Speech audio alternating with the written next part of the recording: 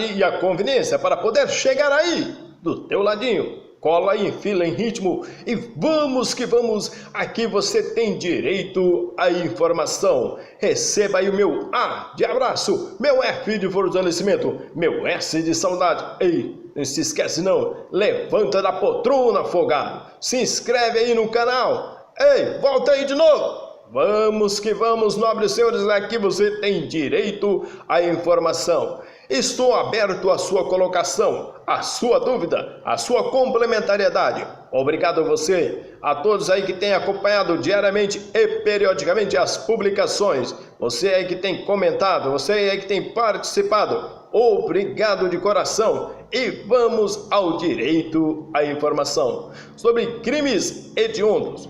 Vamos analisar aí o contexto histórico, fático e fundamentado na Constituição e consequências. Entretanto, nobres senhores, em 1970, nos Estados Unidos, surgiu o quê? O denominado Movimento da Lei e da Ordem, o qual pregava a tolerância zero no combate à criminalidade. Essa intolerância recaía tanto em crimes de grande vulto quanto naqueles de menor gravidade, pois se acreditava que das pequenas infrações surgiam delitos mais nocivos à sociedade.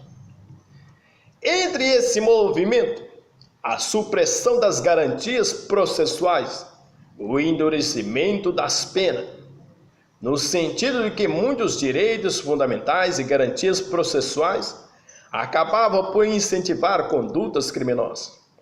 Dessa forma, a lei e da ordem visava inibir qualquer infração penal, por meio de recrudescimentos de sanções, diminuição das garantias processuais e o aumento da incidência da polícia na rua. E essa frequência da polícia nas ruas, a caça a bandidos, o movimento da lei e da ordem insere-se na noção do punitivismo penal, ou seja, uma política criminal por meio da qual o Estado deve direcionar parte da economia para a criação e aprimoramento de órgãos, cuja função seja conter o que? A criminalidade, a sua propagação, a sua diminuição. Entretanto, ensejando a falsa sensação de que a sociedade está segura. Há, portanto, o papel do Estado, por meio que do direito penal, visto como o único instrumento capaz de conter o crescimento da criminalidade. Até que ponto o Estado pode controlar, pode viabilizar a grande crítica feita ao punitivismo penal? É o fato de acreditar que tal sistema diminui a prática de crimes. Os meios de comunicações vai contribuir com uma rápida difusão desse pensamento, criando a visão de que o direito penal deveria ser a cura para inibir todas as condutas indesejáveis pela sociedade. Mas não é o que acontece. O direito penal não é capaz de curar um desequilíbrio psicológico, patológico, um criminoso psicopata sem qualquer tipo de afeto. Desta maneira, o movimento da lei e da ordem se espalhou pela América Latina e teve repercussão no Brasil, de forma que a Constituição de 88 adotou uma ideologia em seu artigo 5º, no inciso 48 da Constituição. Entretanto, nobres senhores, além disso, com essa eclosão da lei de crimes hediondos no Brasil, foi impulsionada por alguns crimes cometidos contra pessoas do alto escalão no final da década de 80, como o sequestro dos empresários e de outras figuras que nessa época que causou em virtude da repercussão mediática desses fatos. O fundamento constitucional que a lei considerar crimes inafiançáveis e insuscetíveis de graça ou anistia a prática de crimes hediondos e dos equiparados. Esses, por exemplo, os mandantes, os executores, e que pode evitar-se. Analisa-se o preceito acima mencionado por dois ângulos, extensivo e restritivo. Em relação ao enfoque extensivo, extrai-se a noção de que a Carta Magna quis proporcionar um tratamento penal mais severo para certos crimes e, por consequência disso, proteger com maior rigor determinados bens jurídicos. Daí a razão que norteou o Constituinte a inserir norma de tal conteúdo no título dos direitos e garantias fundamentais, pois que seus almejados efeitos recaem em objetos jurídicos, tais como a vida, a liberdade, a dignidade sexual, a saúde pública, dentre outros. Os meios de tecnologia em que temos hoje, chegaremos a um ponto que será inviável ou inviável alguém poder esconder da polícia, porque terá algoritmos tão poderosos que basta você pegar o seu próprio celular, a sua localização vai ser baixada imediata, a sua voz será processada imediatamente e cairá diretamente numa central de atendimento. Será inviável por causa do mundo da robótica, dos robôs. Quem sabe aí, aparições de aparelhos que é capaz de entrar e sair no encalço de uma pessoa em questões de segundos, ser localizado, ser escaneado até as suas digitais, através de aparelhos, através de voadores, instrumentos aí que são usados pelo mundo da tecnologia. Bem-vindos esses tipos de aparelhos, bem-vindos em favor da sociedade. Nesse sentido, sustenta-se que as vedações fixadas pelo texto constitucional devem ser interpretadas extensivamente de modo a concluir que, ante a natureza repugnante dos delitos hediondos equiparados, a liberdade não é regra, assim como não faz jus ao perdão do Estado. Por meio desse raciocínio, Núcio se posiciona no sentido que é possível a criação de outras vedações legais que se mostrem compatíveis com a finalidade constitucional, além daquelas já postuladas. Por outro lado, a interpretação restritiva do artigo 5º, inciso 18, demonstra a fraqueza da norma se a análise for literal, isto é, se não for levada em conta a real intenção do Constituinte. Seria essas vedações constitucionais. Esta ótica evidencia equívocos. A proibição constitucional foi silente no que diz a respeito ao indulto, se referindo que somente à graça e anistia. Porém, ocorre que o indulto é instituto bem mais aplicado do que graça e indulto individual, não sendo razoável admitir que a lei infraconstitucional não possa vedar também o indulto. Além disso, a parte final da norma constitucional, prevendo que os mandantes, os executores, os que podendo evitá-los, se omitirem também de responder pelo crime e uma mera e desnecessária repetição do que já foi disciplinado pelo Código Penal. Em consonância com a prisma extensiva, trata o artigo 5º, inciso 18 da Constituição, de uma recomendação dirigida ao legislador originário para que, ao elaborar leis sobre tais matérias, haja com maior severidade em relação às demais infrações penais. Entretanto, o inciso 53 da Constituição constitui um mandado constitucional de criminalização, ou seja, impõe patamar mínimo ao legislador. Explica-se a própria Carta Magna estabelece a criminalização dos delitos hediondos e assemelhados, visando a proteção de bens e valores constitucionais. A lei maior não criou crimes e não combinou penas, mas fixou patamares mínimos, vedação de graça, anistia e fiança, que deve ser obedecido pelas leis infraconstitucionais que regulamentam essas infrações. As consequências insuscetíveis de anistia, graça e indulto. Anistia, graça e indulto. Anistia, graça e indulto. De acordo com o artigo 2º da Lei 870 de 90, os crimes hediondos e os equiparados são insuscetíveis de anistia, graça e indulto. O que é anistia? Você tem a resposta?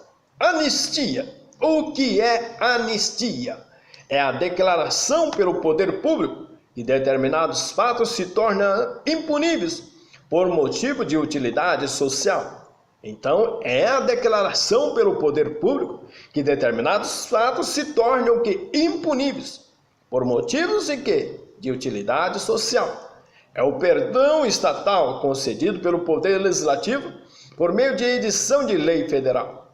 O ideal seria que a anistia se destinasse apenas para crimes políticos, porém atualmente pode ser concedida a qualquer delito, até mesmo porque o Constituinte vedou a aplicação do Instituto a alguns crimes, no artigo 5º, no inciso 18. A anistia constitui causas de extinta de punibilidade de acordo com o artigo 107, inciso 2 do Código Penal. Apesar disso, sua natureza jurídica é de exclusão de tipicidade, pois a lei passa a considerar inexistente o fato praticado. O que é graça? Graça é o perdão estatal do Estado, por quem? Pelo cara, o presidente da República, por decreto, e determinado condenado respeitadas as razões de utilidade social. Cuida-se de uma forma de indulto, pois é considerado o indulto individual. Assim, se o perdão é destinado a uma única pessoa, chama-se graça, mas se é atribuído a uma coletividade, chama-se indulto. Suas consequências é o que é a extinção da punibilidade.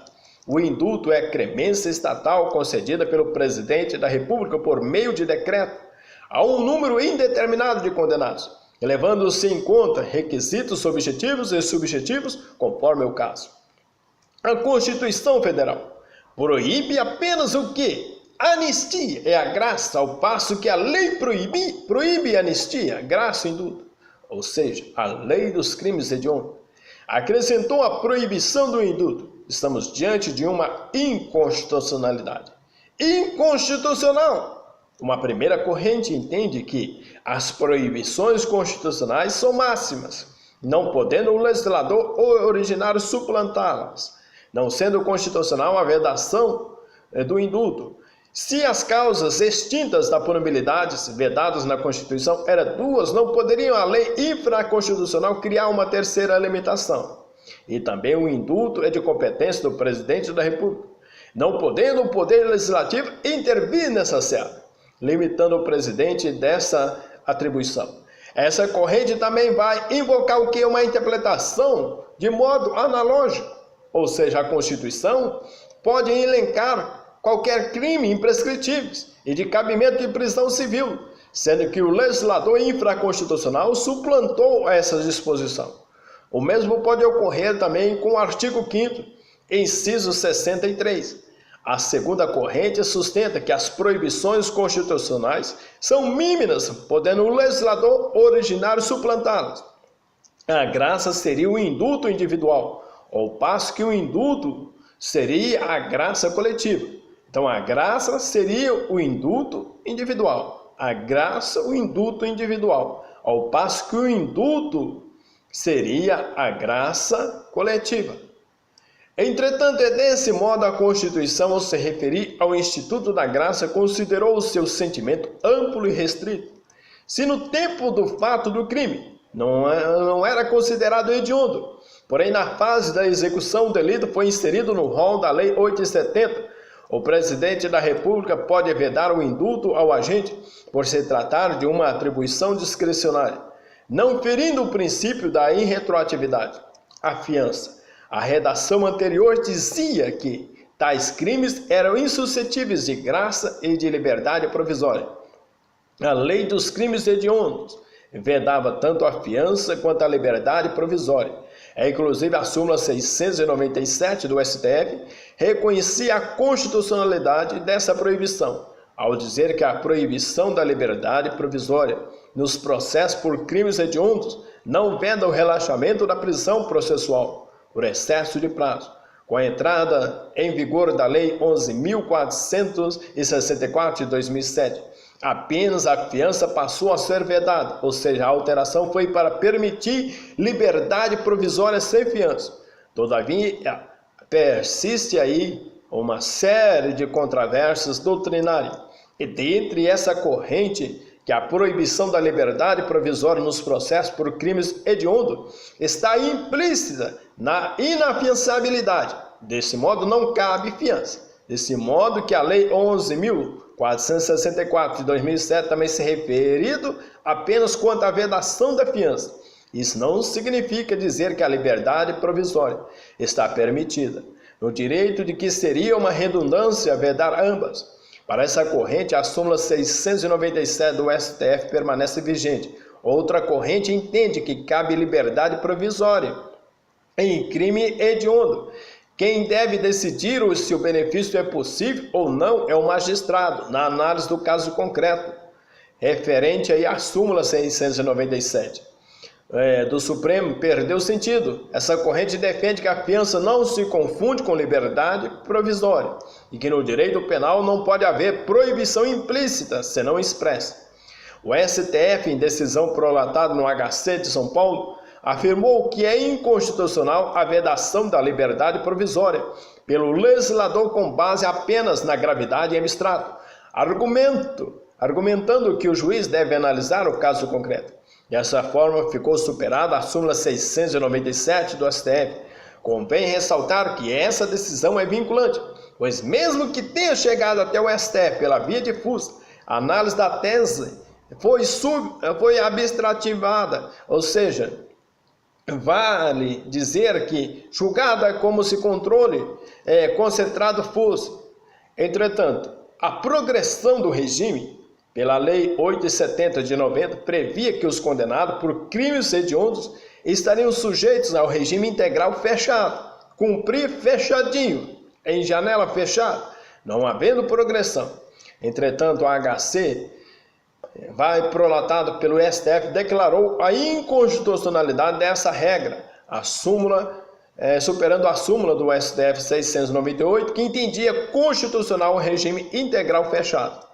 Posteriormente, a Lei 11.464 de 2017 fixou a obrigatoriedade do regime inicial, fechado para os condenados por crimes hediondos ou equiparados. Veja que essa lei, ao fixar que o regime inicial só poderá ser fechado, não vedou a progressão do regime. Entretanto, todavia, declarou a inconstitucionalidade do regime inicial obrigatório, sustentando que o juiz é quem fixa o regime inicial, analisando o caso concreto em consonância com as regras expostas pelo Código Penal. O juiz deve fundamentar a fixação do quê? Do crime, do regime inicial, conforme prevê a súmula 719. Vai acontecer o quê? Uma métrica de imposição do regime do cumprimento mais severo do que a pena aplicada. Permitir exige motivação idônea. De acordo com 718, a súmula 718 do STF, a opinião do julgador sobre a gravidade e abstrato do crime não pode constituir motivação idônea para a imposição do regime mais severo do que o permitido pela lei aplicada.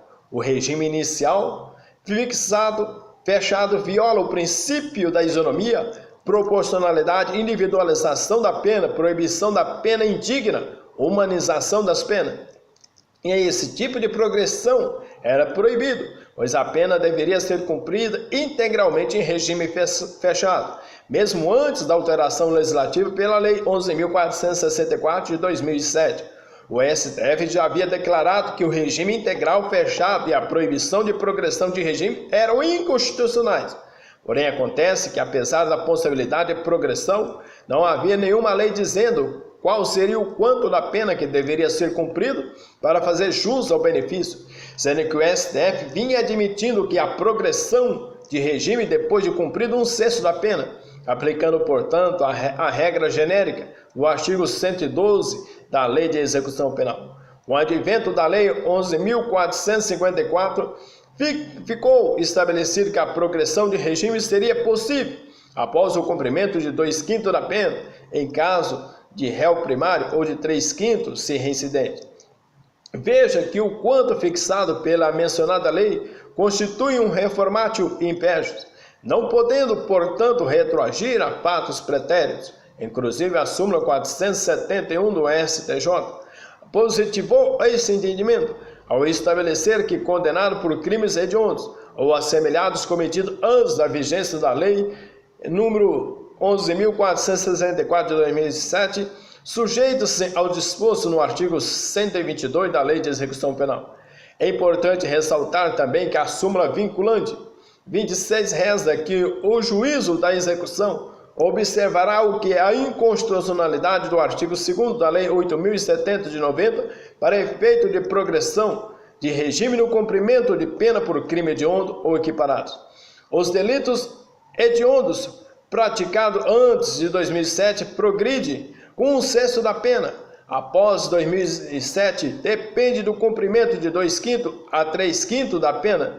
Não retroage, pois aumentou a fração. O direito de apelar em liberdade.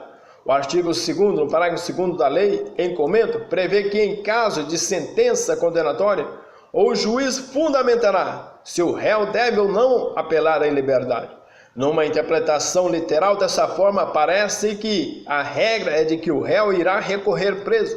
Porém, a interpretação deve ser feita em consonância com a Constituição. Se o réu estiver preso, não apelará em liberdade, salvo se comprovada a desnecessidade da grausura. Vale dizer que, se não estivesse mais presente os motivos da prisão preventiva, no caso do réu que respondeu ao processo solto, recorrerá em liberdade, salvo se surgir fundamento para a prisão preventiva. A prisão temporária, no artigo 4º do artigo 2º, a lei prevê que a prisão temporária para os delitos hediondos terá o prazo de 30 dias, prorrogáveis por igual período em caso de extrema necessidade. A lei de prisão temporária não abrange todos os crimes hediondos e assemelhados, como é o caso de estupro de vulnerável, corrupção de medicamentos e tortura. Dessa forma, pergunta-se: cabe prisão temporária em relação àqueles que cometeram um desses delitos, não elencados na lei? A resposta é sim, uma vez que o parágrafo 4º do artigo 4º ampliou não apenas o prazo, como também o rol de delitos passíveis de prisão temporária, princípio da posterioridade da lei da mesma hierarquia. Esse estabelecimento penal para cumprimento da pena, a lei, no artigo 3º da lei, que a União manterá unidades penais de segurança máxima para o cumprimento de penas impostas aos condenados de alta periculosidade, cuja permanência em presídios estaduais coloque em risco a ordem ou incolumidade pública. O livramento condicional. O artigo 5º da referida lei estabelece condições objetivas e subjetivas, diferenciadas para o autor de crime obter o livramento condicional. O artigo 83 do Código Penal estipula o cumprimento de mais de 2/3 da pena nos casos de crimes hediondos equiparados, desde que não sejam reincidentes específicos em crimes dessa natureza. A associação criminosa para cometer crimes hediondos ou equiparados. A Lei 8.072 de 90, em seu artigo 8º, prevê pena de 3 a 6 anos para crime de associação criminosa, quando a finalidade for de cometer crimes hediondos. Não admite suspensão condicional do processo. Importante destacar-se que, se a associação for para o fim de cometer tráfico ilícito de entorpecente, será configurado o crime previsto no artigo 35 da Lei de Drogas, cuja pena é de 3 a 10 anos. A lei ainda fixa a hipótese de delação premiada, segundo a qual, se o participante ou associado denunciar a autoridade, a associação criminosa, possibilitando o seu desmantelamento, a pena poderá ser reduzida de 1 a 2/3. O sursi e da remissão. É possível o sursi nos crimes hediondos? Uma primeira corrente entende que não cabe, pois os crimes hediondos equiparados são incompatíveis com benefício e suficiência de intervenção estatal. Outra corrente sustenta o contrário, haja visto que a lei não veda, devendo o juiz analisar os requisitos e a suficiência de acordo com o caso concreto. A lei não proíbe sequer implicitamente a remissão para autores de crimes hediondos, uma vez que se trata de um importante instrumento de ressocialização. A inelegibilidade da Lei Complementar de 64 o número 64 de 90, alterado pela Lei Complementar 135 de 2010, anuncia-se ser caso de inexigibilidade à condenação em segundo grau pela prática de delito hediondo ou assemelhado preferido por órgão colegiado. O armazenamento de material genético. O artigo 9º prevê o armazenamento de material genético do agente que comete crime hediondo. Essa regra não abrange os réus em crimes equiparados, salvo quando praticados com violência. Nobres senhores, está aí a minha mini pílula do direito acerca dos crimes hediondos aí, no contexto histórico. Estamos aí fazendo uma fundamentação, uma explanação referente aí à anistia, à graça e o indulto. Peço aí aos nobres senhores a sua colaboração aí, mete o dedo logo abaixo, se inscrevendo e fortalecendo o canal. De obrigado para todos vocês.